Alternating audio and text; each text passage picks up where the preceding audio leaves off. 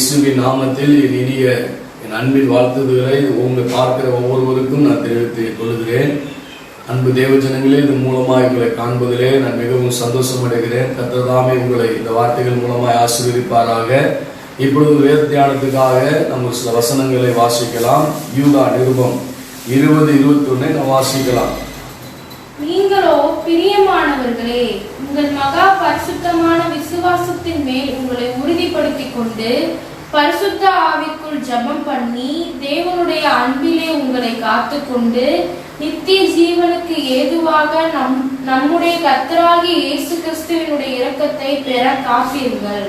பரலோக பிதாவே, இந்த வார்த்தையை கொண்டு இதை கேட்க போற யாவரோடு கூட நீர் பேசும்படியா நான் ஜெபிக்கிறேன்.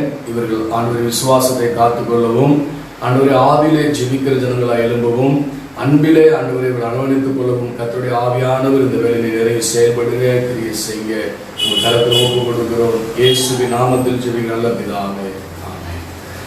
அல்லாஹ் கவனிக்கிற வசனம் சொல்கிறது, நீங்கள் விசுவாசத்தின் மேல் நீங்கள் உங்களை உறுதிப்படுத்திக் கொண்டு விசுவாசத்தில் உறுதிப்படுத்திக் கொள்ள வேண்டும் கொண்டு பரிசுத்த ஆவியிலே நீங்கள் ஜெபம் பண்ணி தேவனுடைய அன்பிலே உங்களை காத்துக்கொண்டு நித்திய ஜீவனுக்கு ஏதுவான நம்முடைய நித்தியத்துக்கு ஏதுவாக நம்முடைய இந்த கர்த்தராகிய இயேசு கிறிஸ்துவின் இரக்கத்தை பெற காத்திருங்கள் என்று சொல்லப்பட்டது. 3 காரியம் சொல்வது: விசுவாசத்தை நான் உறுதிப்படுத்திக் கொள்ள வேண்டும், பரிசுத்த ஆவிக்குள்ள ஜெபம் பண்ண வேண்டும், அடுத்து சொல்லப்படுது அன்பிலே உங்களை என்ன பண்ணணும், தேவனுடைய அன்பிலே காத்துக்கொள்ள வேண்டும் என்று சொல்லப்படுகிறது.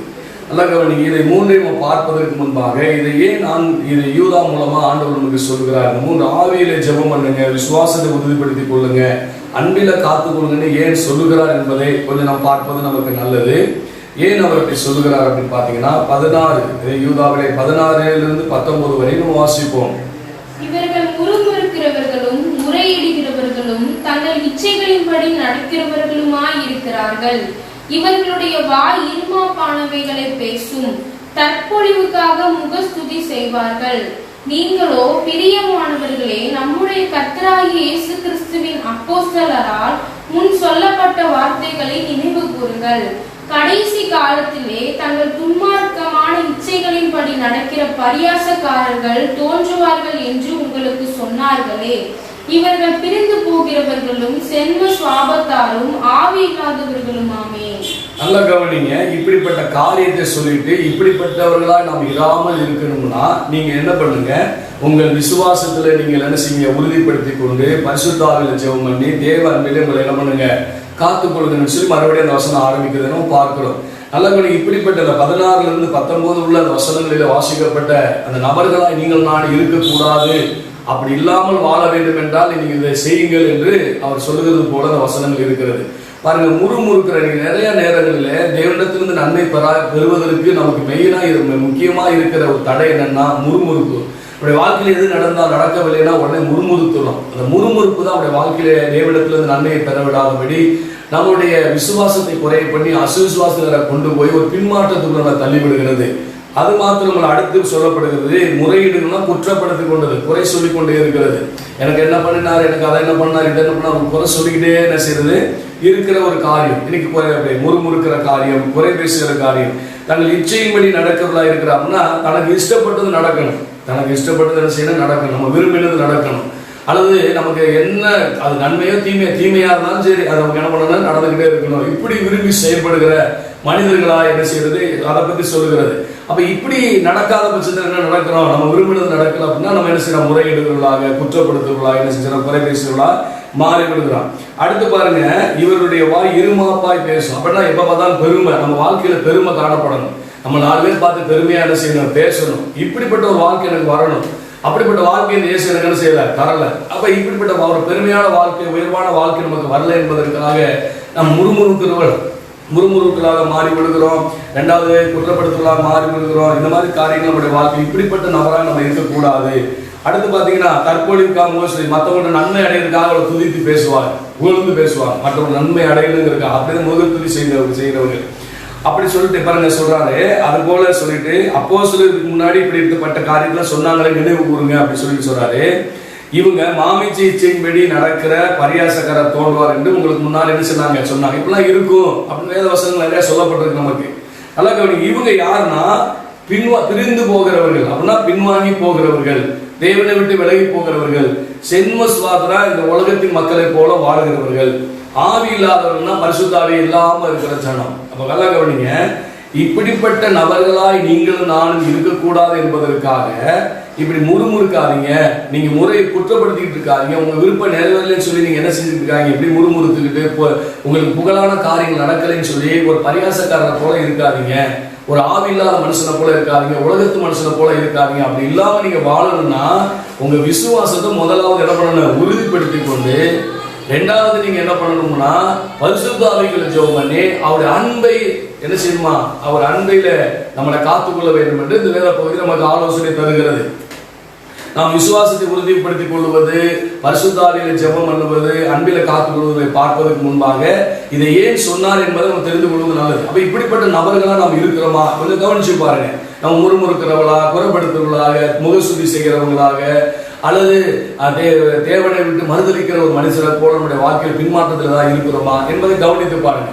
அப்ப இதெல்லாம் நமக்குள்ள மாறணும் அப்படின்னா நீங்க என்ன பண்ணணும், விசுவாசத்தை உறுதிப்படுத்தி கொண்டு பரிசுத்த ஆவியில நிரம்பி நீங்க ஜெபம் பண்ணி அன்பில காத்துக்கொள்ளும் போது நம் நித்திய ஜீவனுக்கு ஏதுவான காரியத்துல தேவனிடத்துல என்ன செய்யலாம், நம்ம இரக்கம் பெற்றுக் கொள்ளலாம். ஆகவே இந்த மாதிரி நபர்களா, இந்த 16வது வசனத்திலிருந்து 19வது வசனத்தில் சொல்லப்பட்டிருக்கிற இப்படிப்பட்ட ஒரு நபர்களா இராதபடி இருக்கணும்னா நீங்கள் நான் என்ன பண்ணணும், இந்த 20வது வசனத்திலிருந்து 21வது வசனம் சொல்லப்பட்ட காரியத்தை நம்ம செய்ய வேண்டும் என்பதை தேவன் ஆலோசனையாக கொடுக்கிறார். சரி, இவர்கள் பாருங்க சில காரியங்கள், இந்த முறுமுறுக்கிற காரியம், முறையிடுற காரியம், இப்படிப்பட்ட ஒரு மனுஷன் 16-19 சொல்லப்படுற வசனத்தின்படி இருக்கிற ஜனங்களா ஏன் இப்படி வந்தாங்க அப்படிங்கிறதுக்கு அதுக்கு முன்கூட்டியே யூதாகிய சில விளக்கங்களை சொல்லுகிறார். விளக்கங்களை நம்ம சொல்ல ஒரு சிலருக்கு மட்டும் பார்க்க போற எல்லா விளக்கங்களையும் பார்க்க போறதில்லை. முதலாவதாக 5வது வசனத்தை வாசிப்போம். யூதா 5. நீங்கள் முன்னமே அறிந்திருந்தாலும் நான் உங்களுக்கு நினைப்பூட்ட விரும்புகிறது என்னவெனில், கர்த்தர் தமது ஜனத்தை எகிப்து தேசத்திலிருந்து வரப்பண்ணி ரட்சித்து பின்பு விசுவாசியாதவர்களை அழித்தார். முதலாவது நல்லா கவனிங்க, விசுவாசியாதவர்களை அழித்தார். ஏன் அவங்க விசுவாசிக்காம இருந்தாங்க, அவங்க எல்லாம் வனாந்தரத்தை அழிச்சு போட்டாங்க பாத்தீங்கன்னா, எகிப்துல எவ்வளவு பெரிய வேதனையில அவங்க இருந்தாங்க என்பது நமக்கு தெரியும். வேதத்தை நம்ம பார்க்கிறோம். அவங்களுடைய உபத்திரத்தை நான் பார்க்கவே அந்த தேவனுடைய சன்னதிக்கு எட்டுகிற அளவுக்கு உபத்திரவங்கள், வேதனைகள். அது மாதிரி எவ்வளவு ஒடுக்கினார்களோ அவ்வளவு பெருகினார்கள் என்று வேதம் சொல்லுகிறது. அப்ப எவ்வளவு ஒடுக்கிறாங்களோ அப்ப அந்த அளவுக்கு அவங்களுக்கு ஒடுக்கப்பட்ட ஒரு நிலைமை இருந்திருக்கு. அவங்களால சுதந்திரமா வாழ முடியல, எதையும் செய்ய முடியல. எந்நேரம் அவங்களுக்கு வேலை போல இருந்து கொண்டே இருந்தது. அவங்க வேதனை நிறைந்த ஒரு வாழ்க்கையில தான் இருந்து கொண்டே இருந்தாங்க. அதாவது சொல்ல முடியாத 400 வருஷம் அப்படிப்பட்ட கஷ்டத்தை 4 தலைமுறையாக அவங்க அனுபவிச்சு வேதனைப்பட்டு வந்ததை நம்ம வேதத்தில் நம்ம பார்த்திருக்கிறோம். ஆனா இப்படிப்பட்ட ஒரு வேதனையிலிருந்து, இப்படிப்பட்ட ஒரு துன்பத்திலிருந்து அந்த ஜனங்களை பலவிதமான அற்புதங்களை செய்து அவங்க வெளியே கொண்டு வந்தார். நல்ல கவனிங்க, அவங்க அற்புதத்தை மறந்திருக்கலாம், அதிசயங்களை மறந்திருக்கலாம், செங்கடல் 2000 காப்பாத்துனதை அவங்க மறந்திருக்கலாம், அவங்க மறந்திருக்கலாம் ஜனங்கள். ஆனா இப்படிப்பட்ட ஒரு வேதனையிலிருந்து நம்ம காப்பாற்றப்பட்டவே அதை எப்படி மறந்தார்கள் என்பதை புரியல. நிறைய பேர் நல்லா கவனிங்க, இந்த நாட்களில் சில அற்புதங்கள் மூலமா, அதிசயங்கள் மூலமா தேவனை நம்ம கண்டு கொண்டிருக்கிறோம். ஆனா நம்முடைய பழைய வாழ்க்கை கொஞ்சம் நினைச்சு பார்த்தோம்னா கண்ணீர் நிறைந்த ஒரு வாழ்க்கை, அவமானம் நிறைந்த ஒரு வாழ்க்கை, நம்மளை ஒரு மனுஷனாக நினைக்கக்கூடிய அளவிற்கு, நம்மளை ஒரு குடும்பமா நினைக்கக்கூடிய அளவிற்கு நம்ம இல்லாம வாழ்ந்த ஒரு வாழ்க்கை. அப்படிலாம் இருந்த நம்மளை இன்னைக்கு ஒரு சமாதானத்தையும் ஒரு சந்தோஷம் நமக்கு தந்திருக்காரு, அது போதும் என்று நினைக்கிறது இல்லை. ஆனா இன்னும் இப்படி ஒரு வாழ்க்கை எனக்கு மாற்றி அது போதும் அப்படி சொல்லி ஒரு நன்றி உள்ளவர்களாக நீங்கள் இருக்கும் போதுதான் அந்த விசுவாசத்தை நம்ம பெருக முடியும். இவங்க ஏன் விசுவாசம் இல்லாம போனாங்கன்னா அந்த நன்றியை மறந்துட்டாங்க. அவங்க இப்ப எனக்கு என்ன இல்லை இருக்கு, இப்ப எனக்கு என்ன வேணும் அப்படிங்கிறது அவங்க செயல்பாடா இருந்தது. ஐயோ நான் இவ்வளவு கண்ணீர்ல இருந்தேன், இவ்வளவு வேதனையில் இருந்தேன், இவ்வளவு துக்கத்தில் இருந்தேன், ஒரு மனுஷனா கூட என்ன மதிக்கப்படாத ஒரு நிலைமையில இருந்தேன், என்னை காப்பாத்தினாரே ஆண்டவரே அப்படி சொல்ற ஒரு எண்ணம் உங்களுக்கு எனக்கு வேண்டும். சரிங்களா? நம்ம இருந்த அந்த வியாதி இருந்த நிலைமையில இருந்தா நம்ம அழிஞ்சு போயிருப்போம். அந்த மாதிரி குடும்பத்துல இருந்த வறுமை, தருத்திரம், நம்ம வாழ்க்கையில இருந்த வேதனை இதெல்லாம் இருந்துச்சுன்னா இந்நேரம் அழிஞ்சு போயிருப்போமே. ஆனா அதுல இருந்து நம்மளை ஆண்டவர் தூக்கி இருக்கிறாரு. இந்த பழைய நிலையில இருந்து நாம் உயர்த்தப்பட்டதை நாம் மறந்து போகக்கூடாது. அப்ப அதுல மறந்து போயிட்டாங்க, அதனால அவங்க விசுவாசத்தை இழந்துட்டாங்க அப்படிங்கறத இந்த இடத்துல சொல்றாரு யூதா. அன்பான தேவ ஜனங்களை கொஞ்சம் கவனித்து பாருங்க, என்னுடைய நிலைமை கொஞ்சம் கவனிங்க. இன்னைக்கு எனக்கு என்ன நடக்கு இருக்கு இல்ல அப்படிங்கறத சிந்திக்கிறமே ஒழிய அதனாலதான் முறுமுறுக்கிறவர்களாக, குரல் பேசுகிறவர்களாக, இருமாப்பு உள்ளவர்களாக, ஐயோ மற்றவர்களை போல நம்ம இல்லையே அப்படிங்கிற அந்த ஏக்கம் நமக்குள்ள வந்து அந்த பழைய காரியங்கள் நமக்கு மறந்துடுது. ஆனா நல்லா பாருங்க, இன்னைக்கு ஆண்டவராக இயேசுவை ஏற்றுக்கொண்டவங்க நிறைய பேருக்குள்ள அந்த பாடுதல் வேதனை உள்ள வாழ்க்கையை மாத்தி இருக்கிறார். உங்க வாழ்க்கையை மாத்திருக்காரு, சிந்திச்சு பாருங்க. ஆனா இன்னைக்கு இருக்கிற கஷ்டத்தை நினைச்சு நம்ம முறுக்க கூடாது. அந்த பழைய காரியங்களை நாம் நினைத்து இதுல இருந்து நீ ஆண்டவர் உயர்த்தினார் என்று நீங்க பார்க்கணும். இந்த எகிப்து ஜனங்கள், எகிப்திலிருந்து வந்த இஸ்ரேல் ஜனங்கள் அங்க எகிப்தில என்ன நடந்தது அப்படிங்கிற வேதனையை நினைக்கல. அங்க என்ன சாப்பிட்டாங்கன்னு நினைச்சாங்களே ஒழிய அங்க என்ன நடந்துச்சு, நமக்கு எப்படிப்பட்ட சூழ்நிலை வாழ்ந்தோங்கிறதை மறந்துட்டாங்க. அதனால பாருங்க அவங்க விசுவாசம் இல்லாம போச்சு. கடைசியில பாருங்க, எனக்கு மண்ணா, எனக்கு அப்பா வேணும், எனக்கு சாப்பாடு இல்லை, எனக்கு கறி இல்லை, இந்த மாதிரி தண்ணி இல்லை. அவங்க சண்டையெல்லாம் நீங்க பாத்தீங்கன்னா இப்படித்தான் நடக்கும். அந்த விசுவாசம் போனதுக்கு பாத்தீங்கன்னா தண்ணிக்காக விசுவாசத்தால இருந்தாங்க, சாப்பாட்டுக்காக விசுவாசத்தை முறுமுறுக்கிறவங்களா மாறினாங்க. ஆனா ஆண்டவர் அவங்களை அருமையா 40 வருஷம் நடத்துனதை என்ன செஞ்சாங்க, மறந்துட்டாங்க. ஆனா அன்னைக்கு உங்க நிலைமை உடனே எங்களுக்கு காணாதேசம் கிடைக்கல, உடனே எங்களோட வீடு கிடைக்கல, என் வீடு உடனே போய் நாங்க சுதந்திரிக்கல, இப்படிப்பட்ட மனநலமாக இருந்துச்சு. ஆனா அன்பான தேவர்களே, உங்க வாழ்க்கையில் நடக்கிற நிகழ்வுகளை பார்த்தீர்கள் என்றால் விசுவாசம் நமக்கு போய்விடும். நாம் எந்த நிலைமையில இருந்தோம், இன்னைக்கு எந்த நிலைமையில் ஆண்டவர் கொண்டு வந்திருக்கார் என்று நீங்க ஆண்டவர் நன்றி உள்ளவர்களா இருந்தீங்கன்னா நீங்க படிப்படியா ஆண்டவர் உங்களுடைய என்ன விஷயம் உங்களை உயர்த்தி மேன்மைப்படுத்தி உங்களை கொண்டு வர முடியும். ஆனா இவங்களுடைய வாழ்க்கையில கவனிச்சு பாருங்க, பழையதை மறந்தார்கள். அவங்க நிலையில இருந்த நிலைமையிலிருந்து எப்படி தூக்கி எடுத்தார் என்பதை மறந்தார்கள். அதனால அந்த விசுவாசத்தை இழந்து போய் அவங்க மனாந்தரத்துல அவங்க எல்லாம் அழிந்து போயிட்டாங்க. அவங்களுக்கு எல்லாம் ஒரு தண்டனை கிடைச்சுன்னு சொல்லி தான் சொல்றார். ரெண்டாவதாக இதை கவனிச்சு பாருங்க. ரெண்டாவதாக இங்க பார்க்கிறோம், இன்னொரு காரியத்தை இங்க சொல்லுகிறார். இன்னொரு காரியத்தை என்ன பண்ணுகிறார் அங்க சொல்லுகிறார். 6வது வசனத்தை வாசிப்போம். தங்களுடைய ஆதி மேன்மையை காத்துக் கொள்ளாமல் தங்களுக்குரிய வாசஸ்தலத்தை விட்ட தூதர்களையும் மகா நாளின் நியாய தீர்ப்புக்கென்று நித்திய சங்கிலிகளினாலே கட்டி அந்தகாரத்தில் அடைத்து வைத்திருக்கிறார். நல்ல கவனிங்க. முதலாவதாக நாம் பழைய காரியம், அதாவது நம்மளை எந்த நிலைமையிலிருந்து நம்ம எப்படி ஆண்டவர் ஒரு இளைப்பாறுள்ள வாழ்க்கை நமக்கு தந்திருக்கிறார், எந்த பாவ வாழ்க்கையிலிருந்து நம்ம ரட்சிப்பு நிலைமையில கொண்டு வந்திருக்கிறார் என்ற நிலைமையை ஒரு மனிதன் மறக்கும் போது அவன் விசுவாசத்தை இழந்து விடுகிறான். அதன் மூலமா அவனுக்கு முறுமுறுப்பு வருகிறது, குற்றப்படுத்துவனாய் இருக்கிறான், இந்த உலகத்தின்படி நடக்கிறவனாய் இருக்கிறான், அவன் பிரிந்து மறுதலித்து தேவனை விட்டு விலகி போகிறவனாய் இருக்கிறான், தேவ ஆவி இல்லாதவனாய் மாறி விடுகிறான். இப்ப நல்லா புரிஞ்சு கொள்ளுங்க. முதலாவது அப்படிப்பட்டவனா மாறுவதற்கு காரணம் என்ன, நாம் எப்படிப்பட்ட வேதனையிலிருந்து நம்மளை காப்பாற்றுகிறார் ஆண்டவர் என்பதை மறக்கிறதுனால. இரண்டாவதாக நல்லா கவனிங்க, ஆதி மேன்மையை, ஒரு உயர்ந்த மேன்மையை இந்த லூசிபருக்கு என்ன பண்ணினார் ஆண்டவரே கொடுத்திருந்தார். அந்த தூதர் கூட்டத்துக்கு தேவனை ஆராதிக்கக்கூடிய ஒரு நல்ல மேன்மையான காரியத்தை அவனுக்கு கொடுத்திருந்தார். மற்ற தூதர்களை காட்டிலும் இந்த தூதருக்கு தேவனை ஆராதிக்கிற ஸ்லாக்கியம், தேவன் அருகில் இருக்கிற ஸ்லாக்கியம், தேவனுக்கு எல்லா தூதருக்கும் மேன்மையான ஒரு ஸ்லாக்கியத்தை இந்த தூதர்களுக்கு ஆண்டவர் கொடுத்திருந்தார். ஆனா இவங்க என்ன பண்ணிக்கிறாங்க பாருங்க, இதை விட நான் தேவனாக மாறணும் என்று நினைச்சாங்க. நிறைய பேர் எப்ப தெரியுமா, நம்ம பின்வாங்கி போனவங்களாக, உலகத்தின் மனுஷர் போல வாழ்றவங்களாக, தேவன் ஆவி இல்லாதவர்களாக, முறையீடுகளாக, குற்றப்படுத்த எப்ப மாறுறீங்களா. ரெண்டாவதாக நான் இருக்கிற நிலைமையிலிருந்து இன்னும் பெரிய ஆளா என்ன செய்யணும், ஆறணும், இன்னும் ஆகணும், இன்னும் ஆகணும். ஆனா இப்ப ஆண்டவர் எனக்கு கொடுத்ததுக்கு நான் ஆண்டவருக்கு என்ன செஞ்சிருக்கேன், அதை குறித்து சிந்திக்கிறது இல்லை. சரிங்களா? இந்த நிலைமையிலிருந்து இன்னொரு நிலைமைக்கு உயர்வதற்கு நான் என்ன செய்யணும், இதுக்காகவே தேவனை தேடுகிற ஜனங்கள் கூட்டம் உண்டு. இப்ப என்னை கொண்டு வந்து வச்சிருக்கிற அந்த மேன்மையில நான் ஓரளவுக்கு ஒரு மேன்மையில நான் இருக்கிறேன், ஒரு பண வசதி படைத்தவனா இருக்கிறேன். ஒரு காலத்துல இருக்கும்போது அப்படி இல்லை, நான் இன்னைக்கு இருக்கிறேன், நான் இன்னைக்கு உயர்ந்தப்பட்டிருக்கேன், அளவு மதிக்கிற அளவுக்கு நான் வாழ்ந்து கொண்டு இருக்கிறேன். அப்படின்னா நீங்கள் நான் அடுத்து என்ன செய்யணும், ஆண்டவர் இப்படி தந்தாரே, என்னை உயர்த்தி வச்சிருக்கிறாரே அப்படிங்கிற ஒரு நன்றி உள்ளவர்களா இருக்கணுமே ஒழிய அதை விட்டுட்டு நான் இன்னும் மேன்மை அடையணும், இன்னும் உயர்வு அடையணும், இன்னும் மேலாகணும், இப்படிப்பட்ட எண்ணம் உள்ளவங்க என்னைக்குமே விசுவாசத்தை மறுதலிச்சுவாங்க. இப்ப அவங்களுக்கு அது எதிர்பார்த்து நடக்குதுன்னு வச்சுக்க, அந்த மேன்மையில பாதிப்பு உண்டாகிறது, அந்த உயர்வுல ஒரு பாதிப்பு உண்டாகிறது, இன்னும் அவங்க உயர்வு அடைய முடியும்னு சொல்லும் போது பாத்தீங்கன்னா அதை கொஞ்சம் இருமாப்பாய் பேசுகிறோம்னு போட்டுருக்கு. தங்களை குறித்து பெருமையா பேசணும், அதை இருமாப்பாய் பேசுறது, நாலு பேர் பெருமையா பேசிக்கிட்டே இருக்கணும். அப்ப அதில் குறை உண்டாகும் போது இவங்க தூதர்கள் விழுந்தது போல அவங்க என்ன பண்ணிடுறாங்க, விழுந்து போயிடாங்க. அவங்களுக்கு என்ன செஞ்சிருக்காங்க, ஆக்கினி என்ன செஞ்சிருக்கு, சங்கிலினால் கட்டி அந்த காலத்தில் அடைத்து வைக்கப்பட்டிருக்குன்னு சொல்லப்பட்டிருக்கு. இந்த மாதிரி நிறைய பேருடைய வாழ்க்கை கட்டு உண்டவர்களாய் மாறி வருகிறார்கள். உலகப்பிரமான அந்த ஆசீர்வாதங்களிலே மேன்மேலும் மேல உயர போகணும் அப்படின்னு சொல்லி அதில் கட்டப்பட்டிருக்கிறத பார்க்கிறோம். இதனாலையும் சில பேர் என்ன செய்யறாங்க, அவங்க முறுமுறுத்துறாங்க அப்படிங்கிற மாதிரி அவர் சொல்ல வர. அடுத்து பாருங்க 7வது வசனம். அப்படியே சோதம் கோமரா பட்டணத்தார்களும் அவைகள் சூழ்ந்த பட்டணத்தார்களும் அவர்களை போல் விபச்சாரம் பண்ணி அந்நிய மாம்சத்தை தொடர்ந்து நித்திய ஆக்கினையை அடைந்து திஷ்டாந்தமாய் வைக்கப்பட்டிருக்கிறார்கள். அப்படி போலவே சொப்பனக்காராகிய இவர்களும் மாமிசத்தை அசுத்தப்படுத்திக் கொண்டு கர்த்தத்தை அசுத்தை பண்ணி மகத்துவத்தை தூசிக்கிறார்கள். நல்ல கவனிங்க, இந்த உலகத்துல மக்களை போலவே வாழ்றது.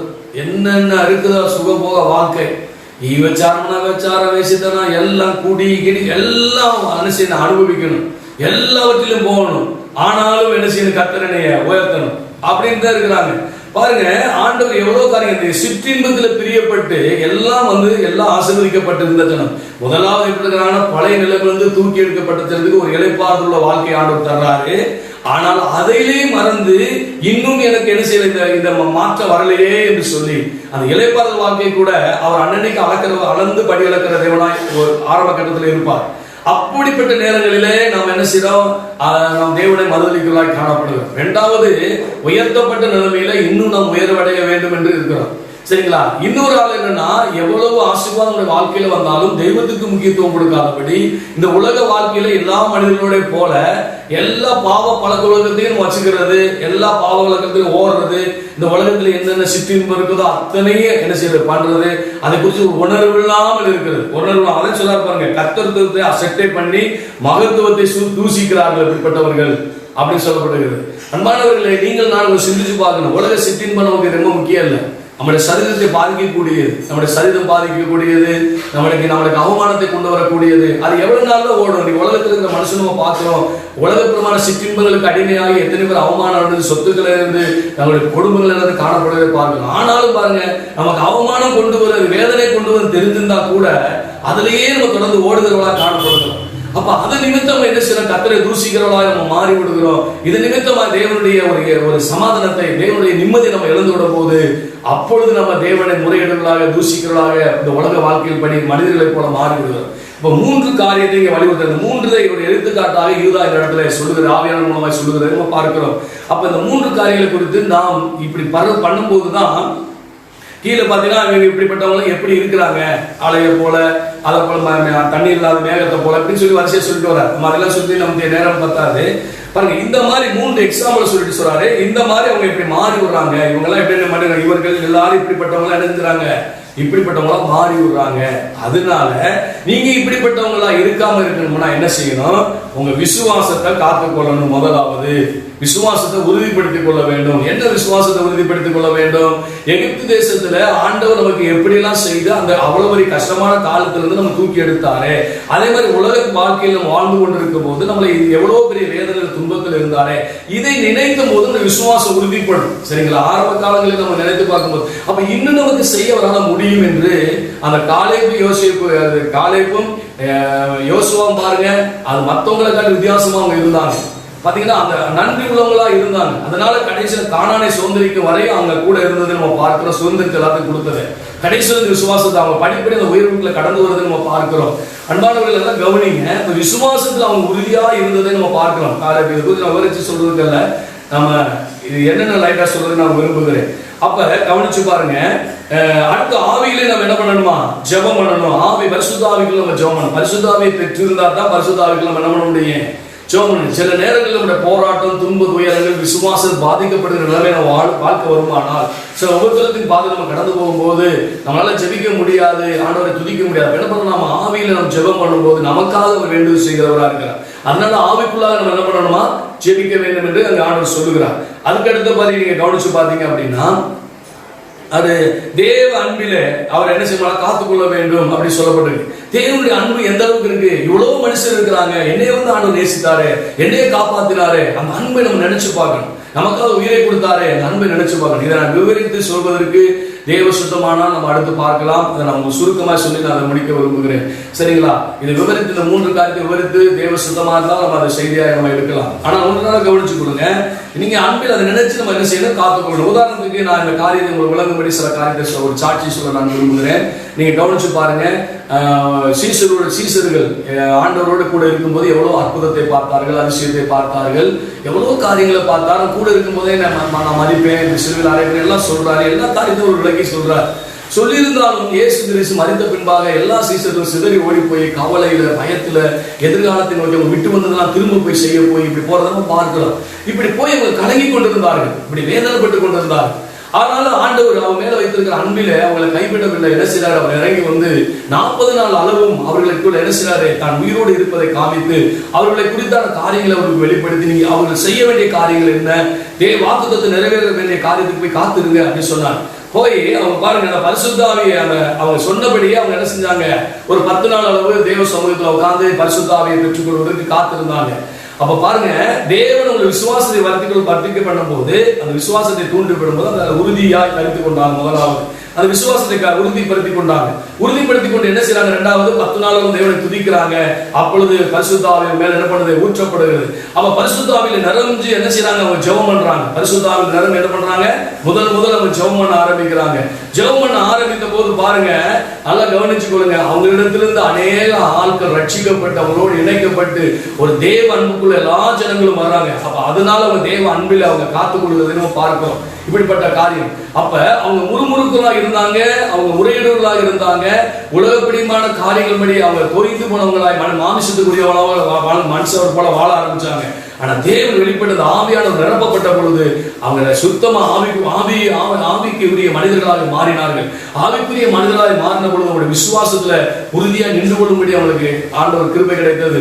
அதன்படி பாருங்க, அது பின்னாடி வாழ்க்கையில பயங்கர காரியங்கள் நடக்கிறது நம்ம பார்க்கிறோம். அன்பானவர்களே, நீங்கள் நானும் அது போல பரிசுத்த ஆவியை பெற்றுக் கொள்ளும் போது நீங்கள் முறுமுறுக்கிறவர்களாகவோ, நீங்கள் முறையிடுகிறவர்களாகவோ, அல்லது இருமாப்புள்ளவர்களாக இந்த உலகத்தின்படி உலகத்துக்குரியவர்களை போலவோ வாழாதபடி, ஆவியில் வாழாதபடி உங்களை ஆவிக்குரிய மனிதர்களாக என்ன செய்வாரே அவர் மாற்றுவார். அது இந்த பரிசுத்த ஆவியில நீங்க நிரப்பப்பட வேண்டும். அதான் ரொம்ப முக்கியம். இந்த ஆவியானவர் இன்னைக்கு சபை பெறாதபடி இருப்பதனாலதான் ஒரு சில சின்ன அனுபவத்துக்குள்ள சபை போய் கொண்டிருக்கிறது. ஆனா ஆவியினுடைய நிறைவுக்குள்ள இன்னைக்கு சபை போகாதனால இன்னைக்கு எழுப்புவதற்காக நம்ம வேண்டிக் கொண்டு நிற்கிறோம். பின்மாறி மலைக்காக வேண்டிக் கொண்டு நிற்கிறோம். அந்த முன்மாறியாக அன்னைக்கு ஊற்றப்பட்ட அந்த மலை அவங்களுக்குள்ள பெரிய மாற்றத்தை கொண்டு வந்துச்சு. நீங்கள் நான் பரிசுத்த ஆவியில் நிரப்பப்படும் போது பெரிய காரியங்கள் நமக்கு என்ன செய்யும். பாத்தீங்கன்னா ஒரு மனிதர் பாத்தீங்கன்னா ஊனமான ஒரு மாற்றுத்திறனாளின்னு சொல்லுவாங்க. அப்படிப்பட்ட ஒரு நிலைமையிலிருந்து எல்லாரும் தூக்கி எறியப்பட்டாங்க.